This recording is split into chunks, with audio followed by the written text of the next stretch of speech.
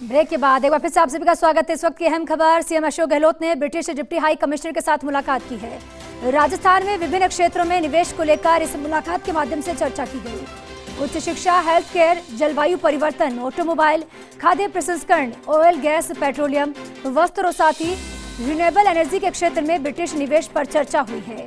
Peter cook ने राजस्थान में जहां उच्च शिक्षा के क्षेत्र में भागीदारी पर भी प्रस्ताव रखा है।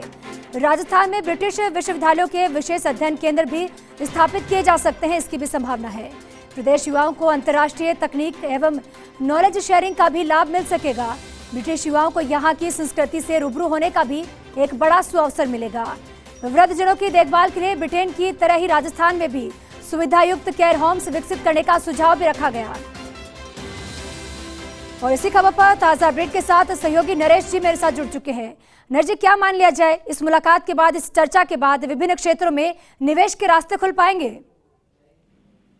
बिल्कुल, देखिए ये काफी अहम मुलाकात थी। मुख्यमंत्री आवास पे जो मुलाकात हुई है डिप्टी हाई कमिश्नर से, और इसमें दोनों ही देशों के जो अहम जो बातें हैं उनकी शेयरिंग हुई है कि किस तरह से ब्रिटेन और खासकर राजस्थान की बात करें किस तरह का सहयोग हो सकता है, खासकर शिक्षा के क्षेत्र में, खासकर निवेश के क्षेत्र में। तो जहां तक British deputy high commissioner Peter cook है, उन्होंने एक सुझाव भी दिया मुख्यमंत्री अशोक गहलोत को शिक्षा के माध्यम से, जिसमें राजस्थान के युवाओं को मौका भी मिलेगा और ब्रिटिश जो युवा है वो भी यहाँ आकर यहाँ की संस्कृति के बारे में जान सकेंगे। इसके अलावा मुख्यमंत्री अशोक गहलोत ने अपनी सरकार द्वारा विभिन्न योजनाओं की जानकारी दी जो सरकार द्वारा चलाई जा रही है, और निवेश के लिए भी जो ब्रिटिश डिप्टी हाई कमिश्नर से बात की है।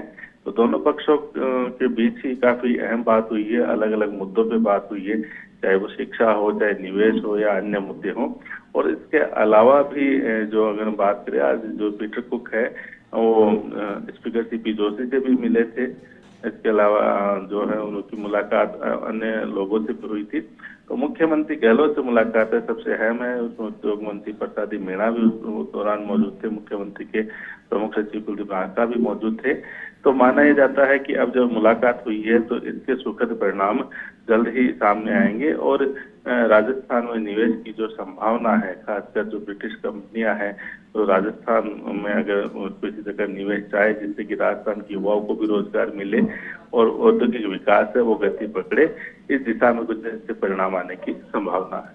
नरेश, आप बने रहिए मेरे साथ। देखिए, पूरी उम्मीद है कि निवेश तो होगा ही, लेकिन एक और बड़ी खबर, जयपुर में कल निकलेगी प्रतीकात्मक दांडी यात्रा। सुबह 8 बजे सीएम अशोक गहलोत इस यात्रा को हरी झंडी दिखाएंगे। खादी संस्था संघ बजाज नगर से गांधी सर्किल तक ये यात्रा होगी। दांडी यात्रा की 91वीं वर्षगांठ के अवसर पर यह आयोजन होगा। सभी मंत्री और कई विधायक भी इस यात्रा में शामिल होंगे। नरेश, इस यात्रा को लेकर क्या कुछ अपडेट है? देखिए, अगर इस यात्रा की बात करें तो जो आजादी का अमृत महोत्सव कार्यक्रम है, यानी देश की जो आजादी के जो 75 साल पूरे होने के उपलक्ष्य में जो विभिन्न कार्यक्रम आयोजित किए जा रहे हैं, उसी की कड़ी में ये प्रतीकात्मक दांडी मार्च होगा। जो मुख्यमंत्री अशोक गहलोत सुबह इस दांडी मार्च को हरी झंडी दिखाएंगे, और ये जो बजाज नगर में जो खादी संस्था संघ है वहां से गांधी सर्किल तक यात्रा निकलेगी, जिसमें तमाम जो मंत्री है, बड़े अफसर है, कुछ विधायक है, ये शामिल रहेंगे।